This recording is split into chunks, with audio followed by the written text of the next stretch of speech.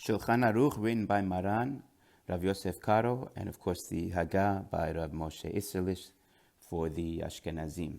Usually they're in agreement, but sometimes it veers off, and sometimes we go by the Haggah, mostly not. Now, when you compare the Mishneh Torah to the Tur, which came before the Shulchan Aruch, and to the Shulchan Aruch, which is the four columns, Orach, Chaim, Yoreh De'ah, Even HaEzer, and Choshen Mishpat, you'll notice the system is different. Rambam's purpose was to explain the 613 mitzvot and organize them. So that's why he'd start by saying you have a mitzvah and a little bit about it, and then he'd get into the details. However, Shulchan Aruch, or again the Tur, the purpose wasn't to explain and analyze, it was just to give you the law, the halacha, and upon waking up in the morning, which is when we start our day. So that's why you'll notice Din Hashkamat HaBokir is the beginning, and it just goes right into what you have to do. And that's the purpose of Shulchan Aruch. So if somebody would say, why doesn't the Shulchan Aruch organize it like the Rambam? It's simply because that wasn't his purpose. Not that he did anything wrong. This was his purpose, to give you the laws just one by one so that you know what to do in your daily routine. So now we start with Aleph. This is Shulchan Aruch, Orach Chaim, and the first law, Din Hashkamat HaBoker Ubo Tet Seifim. There's 9 subcategories, or 9 paragraphs. Aleph. Yitgaber ka'ari, a person should get up and be strong like a lion, la'amod, to get up, wake up and get up. Baboker, in the morning, la'avodat boro, to serve his creator. Sheyehu me'orer hashachar, that he should wake up the dawn. Meaning he should be up before dawn, so that when dawn comes, it's like he's already waking up the dawn, like the dawn is sleeping and he's up. Like David HaMelech says in Tehillim, he says, Ura chevodi, ura hanebel v'chinor, a'ira shachar. Wake up my glory, wake up the nevel and chinor, the instruments, and I will wake up the shachar, the dawn. Now that's the best thing to do, of course, and the Mishnah Berurah goes into many different things about it.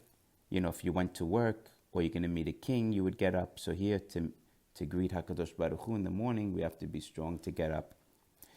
And the Haggah now says, Ve'al kol panim lo yacher zeman tefillah shasibur mitpalelin.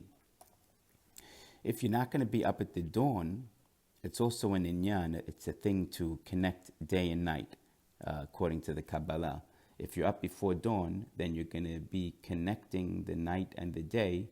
Either at night you could do it, or in the morning by learning or praying. As dawn comes, it means before dawn, and as dawn came, you now binded it. You binded day and night with your tefillah. Now, if a person's not going to get up at dawn, or before dawn, at least don't miss prayer. That's what he's saying here, the Haggah. Don't just think, you missed the best time to pray, so you just keep sleeping till 10 o'clock. Still go to Minyan. There's 6 o'clock, 7 o'clock, 8 o'clock Minyanim. Person should get to Minyan. And he says, Haggah, Shiviti Hashem Lanigdi Tamid. Like we know, I place Hashem before me. Hu klal gadol, this is a great rule. But Torah ubma'alot tzadikim asher holchim lifnei ha'elokim. This is how great tzadikim would walk with Hashem. Ki ein yeshivat ha'adam b'tanotav asakav v'hu v'ado b'beito. A person doesn't do things in his own house. Keshe yeshivato v'tanotav asakav v'hu lifnei melech gadol. He doesn't do things at home that he would do if he was in front of a great king. Meaning to have Hashem in front of you, to be realizing and aware that He's there. You won't act just in a casual manner all the time like you would at home. Again, not that you can't be comfortable. We're just saying you should always have Hashem in your mind. At least He'll keep you from doing wrong things. V'lo diburon, his words won't be the same. V'harchavat piv, the way he opens his mouth, kirtzono, like he wants. V'hu manshe beito, ukrovav kidiburo b'moshav hamelech. He won't just talk frivolous like he would with people if he knew he's in the presence of the king. Again, not that you can't be comfortable talking, but it will save you from talking all of a sudden out of nowhere, doing the wrong thing like Lashon Hara. Sometimes it just pops up because you're talking casually. So if you have Hashem in your mind, you'll at least not fall into those pitfalls. כל שכן כשישים אדם אל ליבו שהמלך גדול קדוש ברוך הוא, אשר מלא כל הארץ כבודו, certainly even not just the king, but Hashem who's the king of kings, and he's who you're in front of. אשר מלא כל הארץ כבודו, he fills the whole world with his glory. עומד עליו is standing by him. ורואה מעשיו and seeing him. כמו שנאמר, אם יסתר איש במסתרים, does anyone hide from God? ואני לא אראנו נאום השם, that I won't see him, Hashem says. מיד יגיע אליו היראה והכנעה, בפחד השם יתברך. All of a sudden a person will feel this feeling of fear, a good fear, and הכנעה, humility, and for Hashem. ובשתו ממנו, and he'll be embarrassed from tamiד. This is from Moreh Nevuchim, from the Rambam. Very deep ideas right here in the Shulchan Aruch in the beginning. ולא יתבייש מפני בני אדם. A person won't be embarrassed by other people. המלעיגים עליו, if they make fun of him, בעבודת השם יתברך, that he's too religious and he's doing things that they're not doing. He won't care because he has Hashem in front of him. Meaning Hashem's right there. So you're not going to care what the guy said. You're going to care what Hashem thinks because you have him in front of you. גם בצנע לכת ובשוכבו על משכבו, also when you're in private and you're in bed, you should also think of Hashem. ידע לפני מי הוא שוכב ומיד קשור משנתו, when you wake up, יקום בזריזות, you should wake up בזריזות, לעבודת בוראו יתברך ויתעלה. May Hashem be blessed and exalted. סעיף ב', paragraph 2. המשקיעים להתחנן לפני בוראו, those who get up to pray to Hashem, יכוון לשעות שמשתנות המשמרות. You should have in mind for those hours, try and pinpoint the hours of the mishmarot, the heavenly watches that are changing. Shehen b'shlish halayla, which is the first third of the night. Ulsof shnei shlishi, and at the end of the second third, halayla of the night. Ulsof halayla, and at the end of the night. Shetefila shitpalel be'otan hasha'ot, because the prayer that's prayed at those times, al chorban val hagalut, on the destruction of the Beit Mikdash and on our exile, Ritsuya, is most accepted. This is a key time to pray in these intervals, like Gemara Berachot says, which is basically if you take the time from 6 o'clock is sunset till 6 o'clock would be sunrise, it would be this first third would be at 4 hours, because it's 3 watches and 4 hours of each, making 12. So 6 it would be till 7, 8, 9, 10. 10 o'clock would be the end of the first watch. Then the end of the next watch would be 10, 11, 12, 1, 2 would be 2 o'clock in the morning. And then 2 till 3, 4, 5, 6. Like he says, the end of the night, Sof HaLayla, which would take you either to dawn or to sunrise, however you're figuring it. Now, really, the rabbis say, like the Kaf HaChaim, as we also move on to Seif Gimel, we'll just read it first. Ra'oi lechol yireh shamayim. It's worthy for every person who fears heaven, which should be everybody. Sheyeh metzer v'doeg. A person should be pained and worry al chorban Beit Mikdash, on the destruction of Beit Mikdash. Now, what the rabbis say, as I was saying in the Kaf HaChaim, people learned to just get up at midnight. This is the idea of Tikkun Chatzot that we say. You don't have to worry about all the other hours that the Gemara might mention. If you want to do them, it's great, but it's the main thing the rabbis have been learning to do is midnight. That's something that if you want to take on, and not to get bogged down with all the other hours. Now, a person should be pained over the Beit Mikdash. Now, it doesn't say in Seif Gimel that he has to pray there. It just says to be pained and worry. Anyone can do that. That's why it's almost like saying, Ra'ui lechol yireh shamayim. It's worthy for everyone of yireh shamayim sheyeh. almost sheyeheh, that he should be a Yirei Shamayim. Because this is not just for those who fear heaven and not anyone else. We're all supposed to fear heaven at least to feel bad over the Beit HaMikdash. But to pray over it and say Tikkun Chatzot, that was really paragraph 2, because it said to mitpalel on the Chorban. So just to know, while a person doesn't have to feel so guilty if he doesn't really say Tikkun Chatzot, it's not really for everyone. And if you're going to find that you're not going to pray Shachrit well because you're sleepy and you got up, then for sure you can skip it and make sure you pray your Shachrit well. But as far as at least feeling bad for the Beit HaMikdash and maybe saying even one Tehillim or something, or even not anything, that's really for everyone to do. So we should do that. Don't just let the day go and you didn't think of the Beit HaMikdash. And of course, at midnight and on is the more appropriate time to do that. In fact, the Mishnah Berurah says, don't feel bad while you're learning and praying. You have to be b'simcha. So don't make that be the time you're going to feel bad over the Beit HaMikdash. So there's a lot of rules and a lot of advice about Tikkun Chatzot, and it's all coming from here. Of course, look in the Mishnah Berurah for all kinds of lessons that the Chafetz Chaim teaches. But for here, our purposes is just to go through the Shulchan Aruch by Rav Yosef Karo and the Rama. Now we have Seif Dalid 4. Tov me'at tachanunim bechavana meharbot belo kavana. It's better to have a little bit of praying with kavana than a lot without kavana.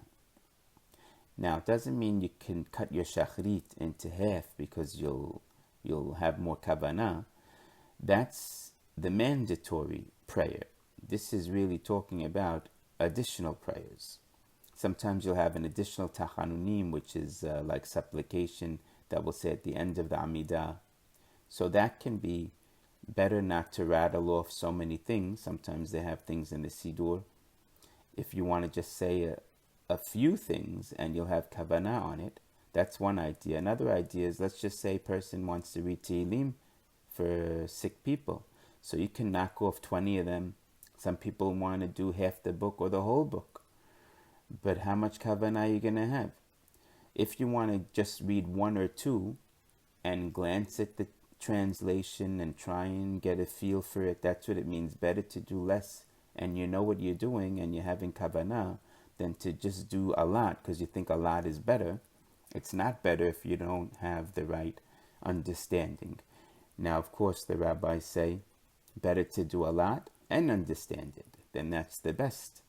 So we're not trying to minimize. We're just trying to show that we should have kavanah in what we do. And in our learning as well also. If you can learn more or less, depending on how much you're concentrating and what your kavanah level is.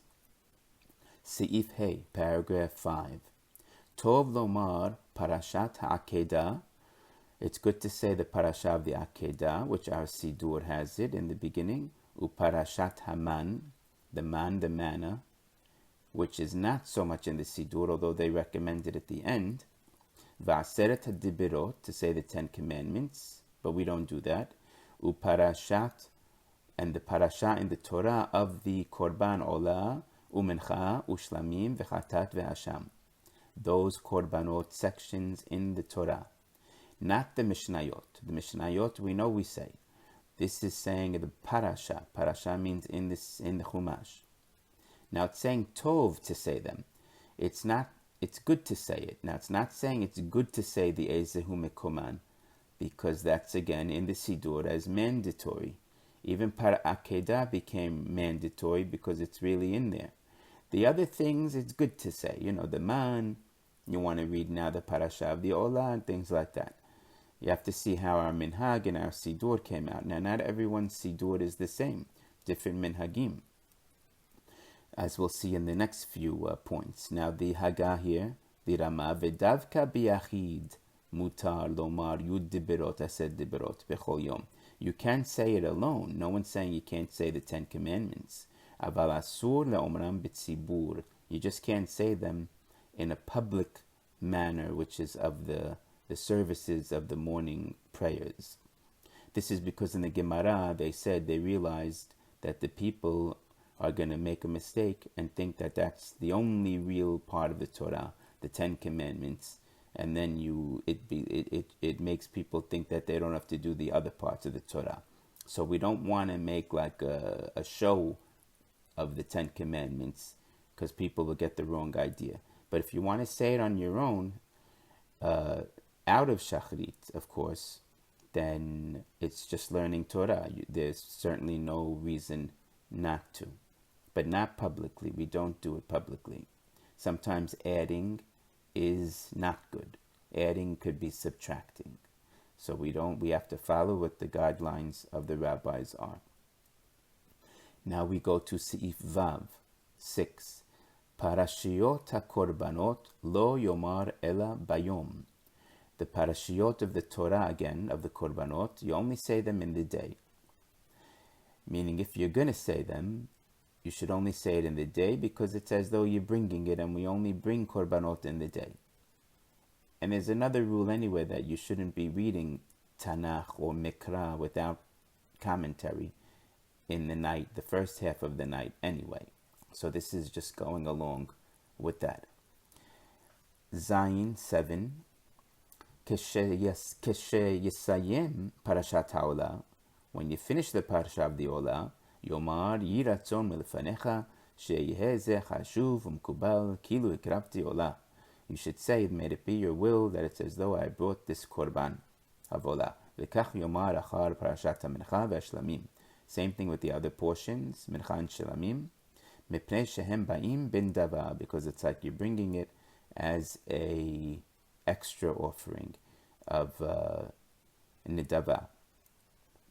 Now, again, some Sidurim have that after the Ezehu Mekuman. It says, let it be your will, like I brought this and I brought that, like it says. Some Sidurim don't have it. But this is, of course, talking about if you read again the Parasha and the Chumash. Now, again, if you're going to bring a Chatat for a sin, let's say a person broke Shabbat, and he realized later he broke Shabbat and was just shogeg because it was by mistake, he didn't know it was Shabbat, or he didn't know what he was doing was wrong, he would have to bring a Korban Chatat. So he may want to say the portion of Chatat in the Chumash. It's a good idea. It's like you're bringing one. And then you can say, may it be as though I brought one. Of course, you would have to have done a sin for that. Otherwise, there's no reason to bring it. Then we have Parasha Chet 8, Seif 8, Yomar ima korbanot Parasha Pasuk v'shachat oto al yerech hamizbech tzafon al fnei Hashem. This is a powerful pasuk, which means not only you're slaughtering, it says, and we should slaughter the offering on the side of the Mizbeach on the north, Lifnei Hashem, before Hashem.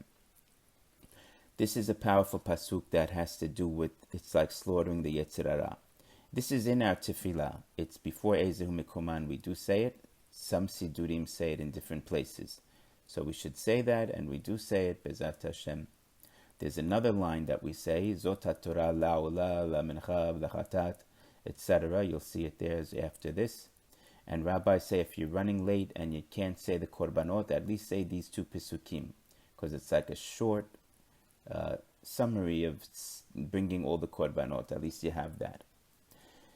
Now, Seif Tet, the last one, Yesh nohagin lomar parashat hakiyor. Some have the minhag, it's in some sidurim again, to say the kiyor, that they wash their hands, the kohanim would wash their hands. V'char kach parashat tirumat hadeshen, and the tirumat hadeshen, which is taking the ashes, which is in the beginning of the day, even sometimes before dawn. This is the first mitzvah of the day, where they would clean up the ashes in order to bring the new korbanot. So some would say those parashiyot, because it's actually one of a positive commandment. Two of them, Kiyor and Tirumat Hadeshen, are two of the 613 commandments. So you want to get them in. If you want to do it on your own, it's okay. It's not in every sidur of every minhag. If you want to do it privately, it's worthwhile, because you're just acting as though you're doing those mitzvot. Ve'achar kach parashat hatamid. Then you do the parashat hatamid, which we do. Ve'achar kach parashat mizbach miktar ketoret. The ketoret u parashat samemaneh ketoret ve'asiyato. And of course, everything to do with the ketoret. It says the mizbach ketoret. We don't necessarily say the parasha of the mizbeach of it. We just say the parasha of the spices, which is what we do when we say the ketoret. Now, this is the end of Siman Aleph and the Tet Seifim, which are the 9 paragraphs. It's good to get to know the names like that. And again, if you want to find commentaries on this, it would be worthwhile, like Mishnah Birra or Kaf HaChaim, which is more of the Sephardim, and see more about what the halacha is.